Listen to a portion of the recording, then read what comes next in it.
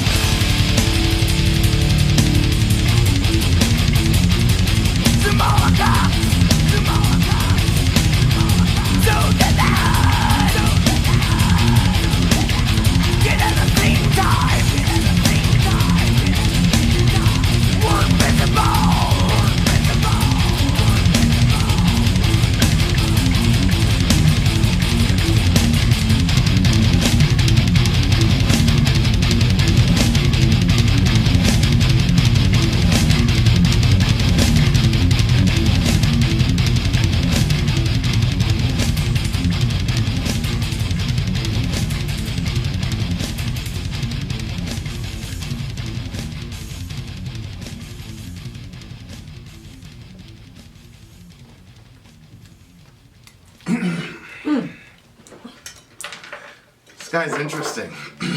Yeah. Comparing innocence to to a drug high. Relive the gift of precious memories in need of a fix called innocence. Mm-hmm. That's really, it's a good line. Comparing being innocent to a drug high. And then he later says that innocence a high that can never be bought or sold. Yep. That's a deep line, man. That's a deep line because when you're high, you're kind of delirious. You're in another state of consciousness and you don't necessarily know everything that's going on around you. You're just feeling a certain type of ecstasy. Yep. Which is what it's like to be a kid or to be innocent or whatever. It's like you really don't know. I was talking to Dorian yesterday about manhood or whatever. And I said, you have no idea about the world. Although he's seen some dark sides of humanity. Yes. But it's kind of like, because he's kind of sheltered, he's able to say, well, that is a bad person. Right. Right. He doesn't realize that the earth is populated with millions of bad persons. Yeah. So there's this sort of like, you are kind of high when you're a kid, you know, and rightfully so. You should be to some degree.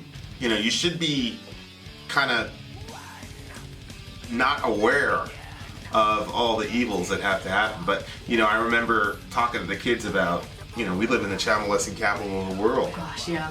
You know, so you know, I mean, we are. So it's tough because,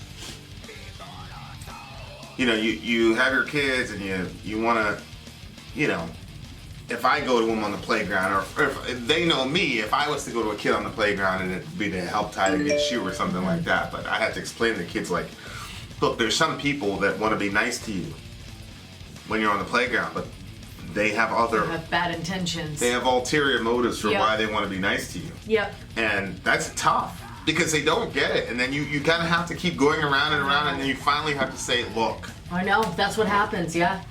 You know.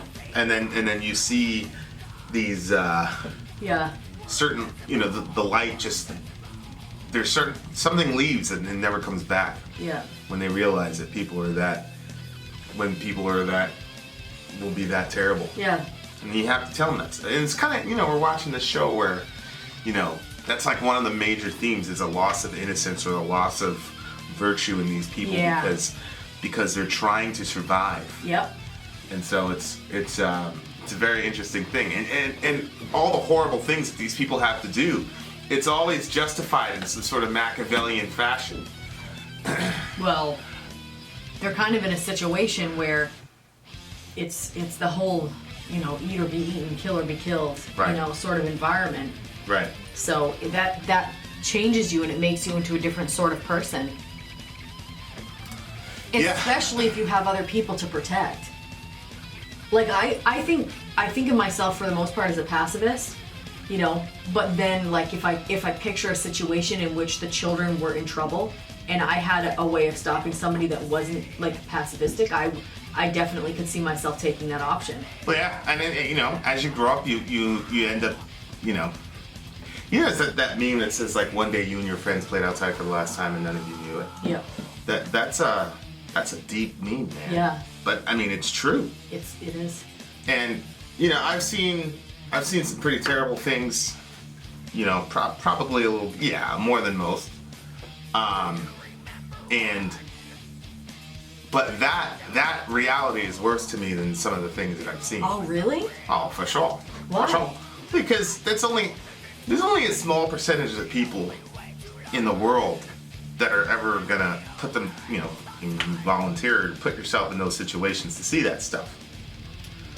But the thing with the kids and the playing for the last time and not knowing it, that's universal. It happens to everybody, and you don't volunteer for that. Right. You don't volunteer to you know, kind of lose your childhood. And I don't mean lose your childhood like in the sense of it was taken from you. You just lose it of the sheer fact that you have to grow up. Mm-hmm. You have to move on. As Paul said, you know, when I was a child, I thought like a child, I spoke like a child. Mm-hmm. Now that I'm old, I put away childish things, and I remember we were talking about that scripture one time, and somebody said, I don't agree with that.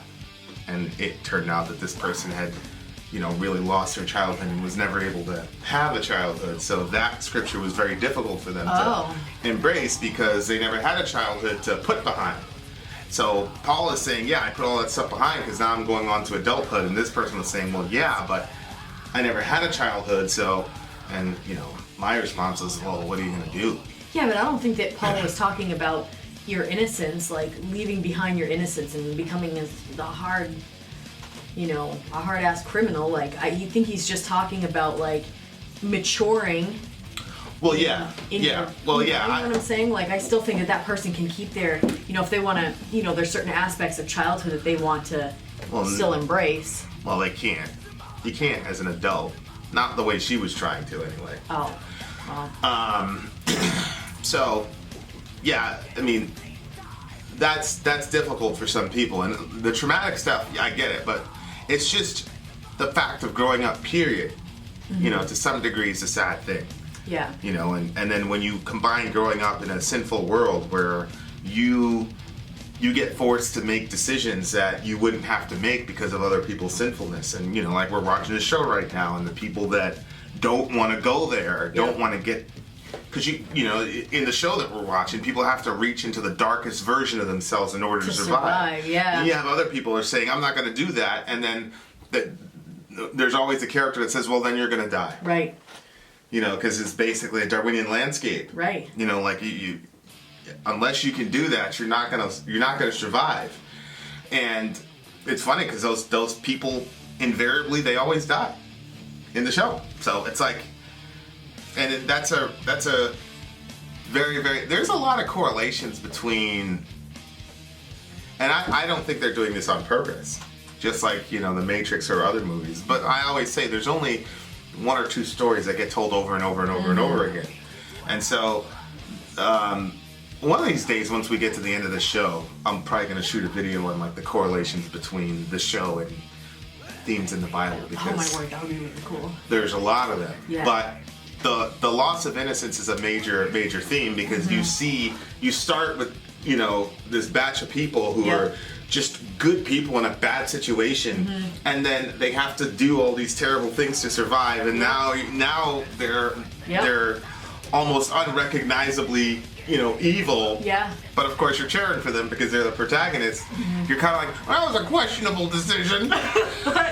What could have been done? But hey, you're still alive, and that's what's important. So it's like, and I think to myself about like really bad, horrible people like Hitler or whatever, and he was in World War I. He went for a bathroom break or something like that, and he came back. His whole little company was mortared. They're all dead. Body parts all over the place. So trench warfare. I mean, good night.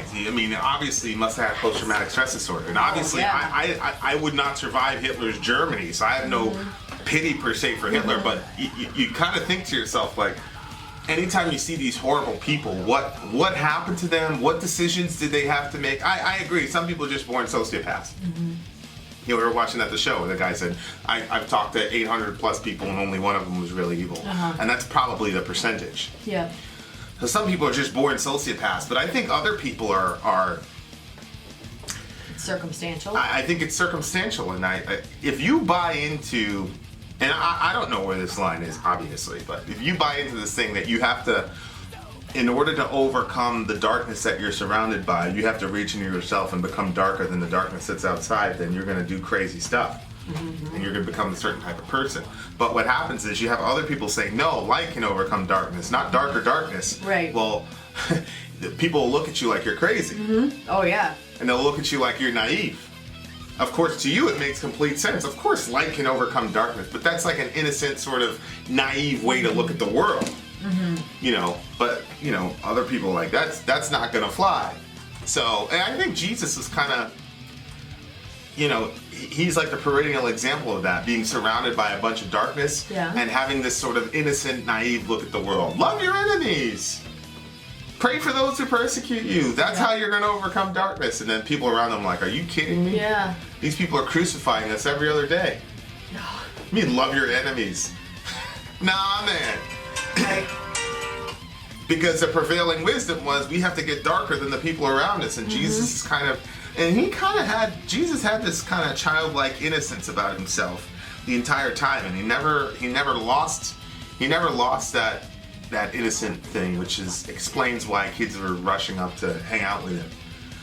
He's this big important rabbi walking around, and the authorities are chasing him and all this, but then little kids get a whiff of him, and they all want to like crowd around him. It makes sense because he was one of them. That's interesting. You know. Yeah. So. Yeah, I always wondered, like, why did the kids go up to him? Because, like, remember we would go down to the park, and, like, the kids would always kind of be like, ugh, a little bit afraid of me at first. Yeah. But then once I would bring Sayla with me and they realized, like, I had a little girl, then they were like, oh, okay. And then they would talk to me. So I wondered, like, I mean, Jesus didn't have any kids, so. I think they just sensed that he was just one of them. Yeah. You know, he was, you know. And of course, as a Christian, we believe he's 100% God, 100% man, blah, blah, blah. I believe it. But that there was still something, and which is what you would expect from God. You know, I think that type of innocence and that type of the pure, and it's interesting because this guy is like searching for it. You know, he misses it. And he wishes he could have it back, and then he's talking about a high that can never be bought or sold. Yeah. And sometimes the only way to realize that is by trying it. It's like no matter what you do, everybody, and that's why the Garden of Eden motif is such a powerful picture. Yeah. Because it gives us this image of a state of perfection and innocence that we had that everybody's trying to get back to. So however you wanna style it, or whatever words you want to use to explain it, everybody's trying to get back to some sort of natural state of innocence and goodness when things were good and that there weren't any. But even in that state, see, that's a very interesting message biblically speaking, because even in the state of innocence and perfection, there was an evil, there was a bad guy. And there is a certain level of wisdom that you had to have in order to counteract that they obviously didn't. Right. But the change to come was undetectable. There was a line that I wanted to know what you thought it meant. You can keep talking and I'll find it. Whoa. The change to come being undetectable was a pretty big line, and then the... Oh, right here. It was right after that one. The open wounds expose the importance of our innocence. Is he saying, like, the trauma that you go through and the way that you, like, when you look at the different things that have happened in your life is when it reminds you of the importance of innocence? Right. Yeah. Right. Well, think about it. When you're a child and you have an open wound, what do? Immediately you go to your mom, right? Yeah. Like, when you're a child and you're wounded, if things go according to nature, you immediately go to your mother, who there's this idea that, yeah, this is messed up, but there's somebody that's going to make it better for you. But a lot of these people believe that they're on their own in the world. So then when you're wounded, when you scab your knee in life, now they feel like they're on their own, that there is nobody to go to. Yeah. That's why you'll see like this sort of like resentment. They'll say, you're Sky Daddy. Yeah. I always feel bad for people when they say that. Why? Because I feel like there's a resentment. I think there's like a latent, when people say that, I think there's like a latent jealousy that you get to live in a world where you believe that there's somebody that's there for you when you scab your knee and I don't. You know. I could see that. Like it's couched in some mockery. You know, but I don't feel mocked by it. I'm like, I know what's going on there. Like, why would you use that title? Why would you use that line? Right. Christians generally don't even talk about God as their daddy. Usually it's Father. Yeah. You know, the only other person in the Bible that called God their daddy was Jesus. You know, he said Abba Father, and it basically loosely translates to daddy. So, you know, it's only the atheists and Jesus that refer to God as daddy. That's very interesting. So there you go. You guys have something in common. Yeah, it's true. It's like when people will say, "Oh, did Daddy buy you that?" Right. Stuff like that. Yeah. Yeah. And so, you know, so having open wounds that there's going to be nobody to come and help you with is a tough reality for folks to deal with. And of course, you supplement that by having other people in your life, right? Which we're seeing in the show. And I've been in situations where it was me and God, and that was it. There'd have been no I had human beings around me, but I even had father figure human beings around me. But I've been in situations where it was the only person that could comfort me was God. That was it. And he did, and he, so. But I understand if you've never experienced that, if you've never had one of those experiences, then it makes complete sense that that would be the reminder of it. Yep. And of course our mentality is, there's that thing about, there's a passage I think in Zechariah where it talks about the new world, and one of the, and there's always this thing where everybody's going to have their own tree. Obviously, like, who cares? Everybody has their own tree. Well, it's pretty significant. Everybody has their own tree, and then it'll say they will lie secure. No one will make them afraid. Oh yeah. That's there all the time. Well, one of the blessings of the new world is that the sounds of children playing in the streets will fill the air. That's one of the lines in the scripture, and it's like, there's that idea that the new world is characterized by kids playing in the street. Like, that's the pinnacle of our redeemed creation is the sounds of kids playing in the street. And I think that's I think about that sometimes when it talks about like the remember those things that you take for granted or whatever. Savor what you feel and what you see, things that may not seem important now. And like, kids are always like so rambunctious and downstairs, and then you hear a crash or whatever, and it's like, this again! Yeah. But it's like, if one of those kids was gone, but the thing is, one of these days, they're gonna grow up. Right. It's there, so there's gonna be one time when that happens for the last time. Yeah. And we won't even know it. Right.